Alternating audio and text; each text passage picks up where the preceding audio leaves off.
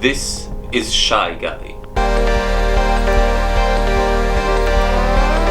He's a creator who just recently made a video series that really caught my attention.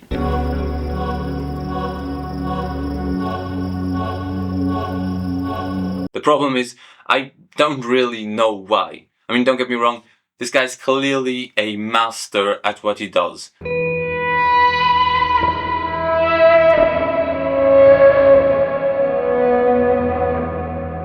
When you watch his videos, you really do feel something very special. But how does he do it? How does he provoke these feelings through his videos? That's what I'm going to try to find out in this video. And to do that, I'm not just going to look at the theory side and analyze really the cornerstones of what he does differently, of what he does so well, but I'm also going to go on the practical side and actually try to create a video of my own that feels like a SchyGuyy video. Because theory is great, but the learning part of filmmaking really comes from actually doing it yourself. So, on a mission to find out what makes SchyGuyy so good, I'm going to make my own SchyGuyy video.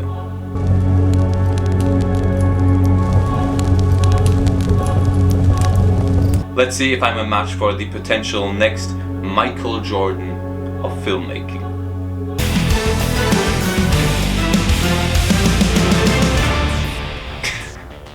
So I spent the next little bit of time just absolutely binging through all of his videos, really trying to find out what makes a SchyGuyy video a SchyGuyy video. For me, what I feel is this sort of liminal, fleeting, dreamlike moment that kind of makes you feel alone, like in solitude. I guess what describes it the best is sort of just the feeling that everything passes. Nothing is forever. At the end, you know, everything will always at one point be over. That's the feeling that it gives me. So how does he do this? Well, let's dive into some of these shots here. Overall, his style is definitely very minimalistic and simplistic frames. Like this shot here of him sitting on this desk in the middle of nowhere. It's really a very simple concept, but it conveys a really beautiful image. But that really applies to many filmmakers, right? Many have a minimalistic style. What I realized with SchyGuyy is a very interesting thing actually, which is that he takes places that you know really well and shows them in ways that you've never seen before. So like what I mean for this, again, the example, the shot of him here with the desk in the middle of nowhere. You very well know rooms with desks and laptops in them. You've seen that a million times before, but you really never see it just randomly in the middle of a field in nowhere. Also, something that he uses very often is symmetry in his frames. So obviously this is not everywhere, this is not every single one of his frames. Some are very asymmetrical and sort of weirdly framed, but also quite a few of his main shots of each video is actually symmetrical. So he's showing places you know in ways that you don't. He's using symmetry quite a bit, and he's using a very minimalistic visual style. But all of that really doesn't matter at all. That's not why you feel what you feel when watching it. I think the reason for that is something else entirely. And first of all, obviously that's that he adds some very surreal elements into his videos, like him floating around. Secondly, the whole sound design is always very calm but also very grounded to reality. And then by far the most important thing, and in my opinion the reason why I think he is so good, is the fact that he really is a director. He will, like most of us, have some kind of an idea and then go all in that one direction. Like for an example, let's say I'm editing a video and I have this one sound that I think is kind of cool, but I'm not quite sure, so then I just make it a little bit more quiet and it's sort of half in there. That's exactly wrong. You need to either put it all the way in or all the way out. That is what really makes your videos have a certain style to them. His videos really feel directed, not just filmed, but actually had a full-on vision, an idea in his head that he directed and tried to get onto the screen. That's why his videos feel so artsy and so unique and also kind of personal in some way. So yeah, the most important thing I would say is that he doesn't shy away from abstract ideas, but actually goes all in with them. 100% commitment to the idea.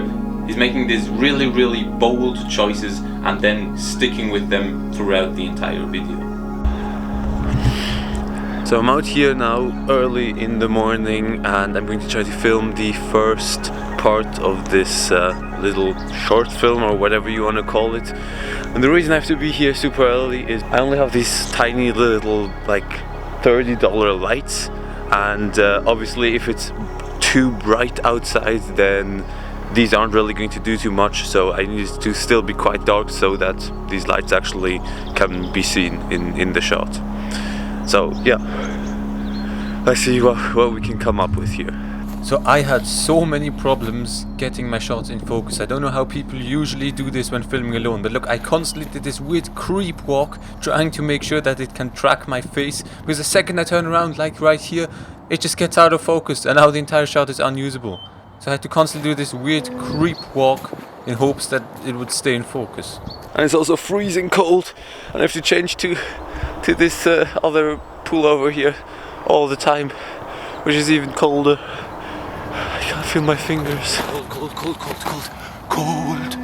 So the idea for this part of the film was that there was going to be two versions of me standing in front of this house, and the house has to be burning. It has to look like it caught fire. So that's why I have these orange lights that are hopefully emulating the light that the fire would be shining on me.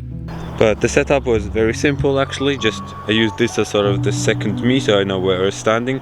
Stood next to it, put the two lights as close as possible, and then the camera and the tripod back there, and then just film. And yeah, I hope that worked.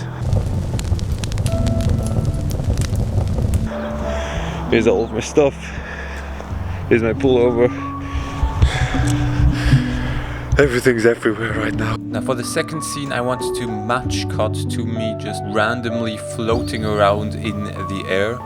And so to do that, first I just took a picture of this window and then had to risk looking like an idiot pretending to be flying in my garden. I'm really sorry for my neighbors. First I thought I could just do it normally, just filming me without anything, and it didn't work at all. I think because the background was too similar, so now I set up this whole white background here that hopefully I can get a good key, kind of like a green screen. At this point I felt so ridiculous, I thought surely this could not get even worse, right?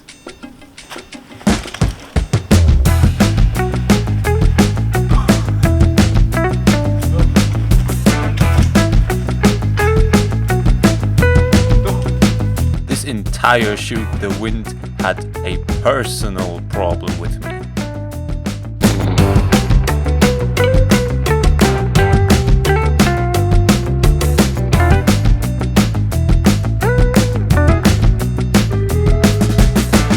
Still, in the end, I'm quite happy with the result.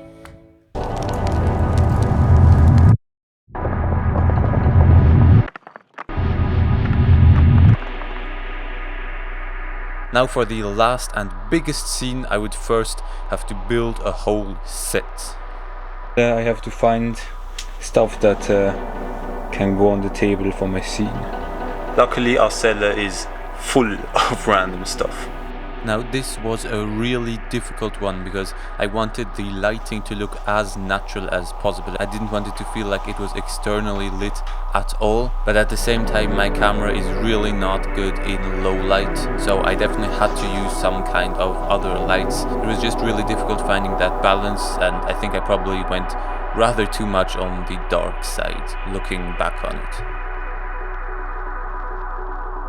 Other than that, all I did is I just took my black background thingy here, placed it in front of the windows, then cut out the entire rest of the background that was not covered by this black background, and then I just started replacing items from the table with literally any random items that I just found. So I can't lie, I actually just completely forgot to film the last shot, so came all the way back out here again, and now I'm just trying to sort of match roughly the framing of one of these shots, so that yeah, the ending of this whole short film matches to the start.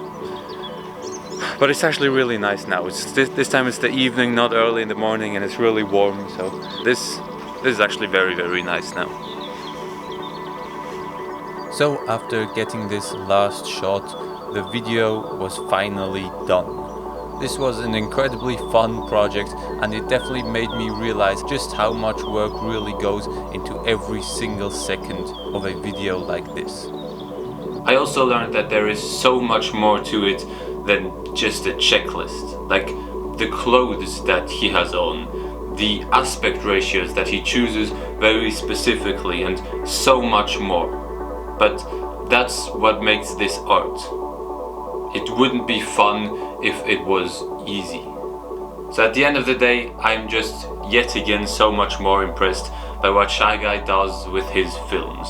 And while in hindsight there's many things that I would now do differently about my film, I'm still pretty happy with it. So if you want to go and see the full video, there is a link in the description. Thank you so much for watching, and feel free to leave any feedback on the film. Right, see you.